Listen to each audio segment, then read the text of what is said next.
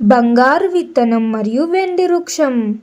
చాలా కాలంగా వర్షాలు లేని ఒక గ్రామంలో అన్వేష్ అనే చిన్న అబ్బాయి ఎండిపోయిన బావి దగ్గర కూర్చొని ఉండేవాడు. అతని నాయనమ్మ సావిత్రి ఒకప్పుడు ఆ కొండలపై ఉన్న దట్టమైన అడవుల గురించి కథలు చెప్పేది. ఆ ఊరి నేలంతా పచ్చదనం కోసం ఎదురుచూస్తుంది.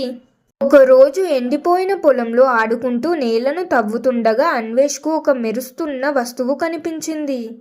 అది ధూళిలో దాగి ఉన్న ఒకే ఒక అరుదైన బంగారు విత్తనం. అది చూడడానికి చాలా చిన్నదిగా ఉన్న వింతైన కాంతితో మెరుస్తోంది. ఆ విత్తనాన్ని చూసిన సావిత్రి దాన్ని జాగ్రత్తగా నాటమని చెప్పింది. ప్రతి చిన్న విత్తనంలోనూ ఒక పెద్ద అడవిని సృష్టించే శక్తి దాగి ఉంటుంది అని ఆమె అన్వేష్కు ధైర్యం చెప్పింది. ఇద్దరు కలిసి కొండపాదాల దగ్గర ఒక మంచి చోటును ఎంచుకున్నారు.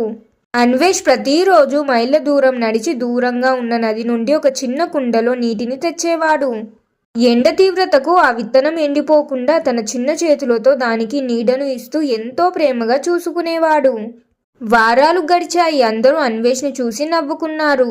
ఇది ఎప్పుడని పెరుగుతుంది, ఎందుకు ఇంతలా కష్టపడుతున్నావు, దీనివల్ల ఏమీ ఉపయోగం లేదు అని చెప్పేవారు. కానీ ఒక ఉదయం నేల నుండి ఒక చిన్న పచ్చని మొలక బయటకు రావడం చూసి అన్వేష్ ఆనందంతో గెంతులేశాడు. అతను గట్టిగా అరుస్తూ సావిత్రిని పిలిచాడు. సంవత్సరాలు గడిచాయి. ఆ చిన్న మొలక ఇప్పుడు ఒక అద్భుతమైన వృక్షంగా పెరిగింది. ఆ చెట్టు ఆకులు వెండిలా మెరుస్తూ గ్రామం మొత్తానికి ఒక కొత్త అందాన్ని ఇచ్చాయి. అన్వేష్ ఇప్పుడు పెద్దవాడయ్యాడు. కానీ ఆ చెట్టు పట్ల అతని ప్రేమ తగ్గలేదు. ఒక ప్రకాశవంతమైన రోజున ఒక రంగురంగుల పక్షి ఆ వెండి కొమ్మలపై వచ్చి వాలింది. ఆ పక్షి తన నోటితో ఒక పండును తెంచింది. మెల్లగా మరిన్ని పక్షులు రావడం మొదలయ్యాయి. దూర ప్రాంతాల నుండి కొత్త విత్తనాలను మోసుకొచ్చాయి.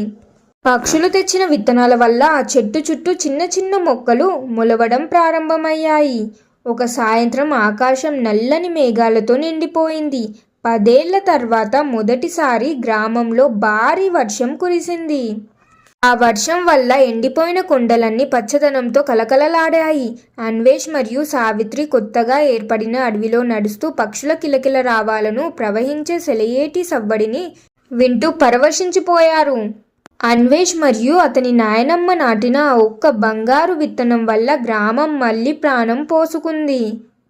ఒక చిన్న ప్రయత్నం ఎంతటి మార్పును తెస్తుందో అన్వేష్ అందరికీ నిరూపించాడు.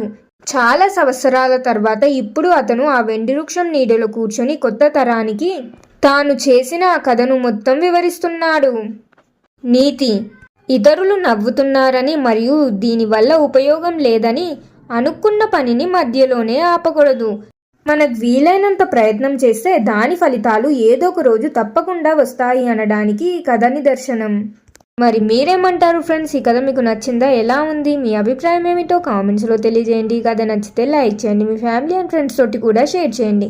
ఇంకెన్నో మంచి కథల కోసం ఇప్పుడే మన ఛానల్ని సబ్స్క్రైబ్ చేయండి. ఇంకొక మంచి కథతో మళ్ళీ కలుద్దాం. ధన్యవాదాలు.